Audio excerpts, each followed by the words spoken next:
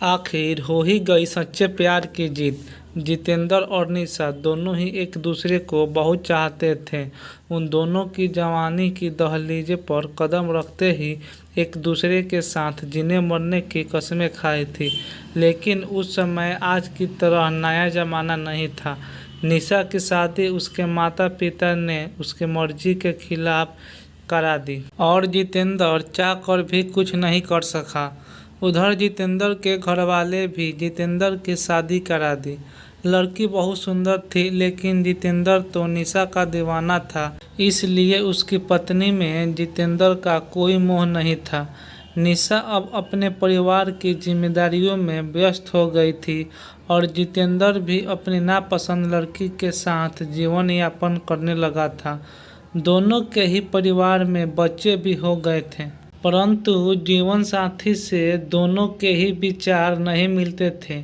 इसलिए आए दिन छोटी छोटी बातों पर भी तकरार हो जाती थी। कालांतर में दोनों ने ही अपने बच्चों की शादी करके अपनी जिम्मेदारियां पूरी कर ली थी।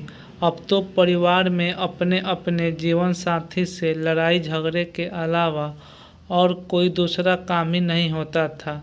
इसलिए दोनों ने ही अपने अपने जीवन साथी से तलाक ले लिया था।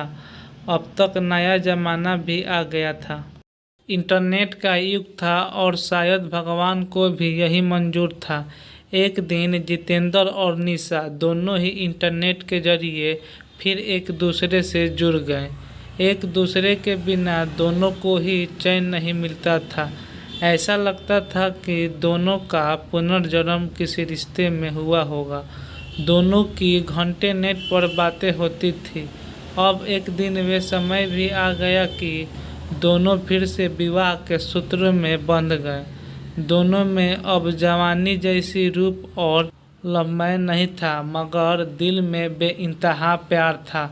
दोनों ही बहुत खुश थे, क्योंकि असली प्यार तो दिल में ही निवास करता है और अंत में सच्चे प्यार की जीत हो गई। अब दोनों ने ही भगवान का शुक्रिया अदा किया और कहा, ए ऊपर वाले, तेरे घर देर है मगर अंधेर नहीं। अगर कहानी अच्छा लगे तो चैनल को सब्सक्राइब जरूर करें।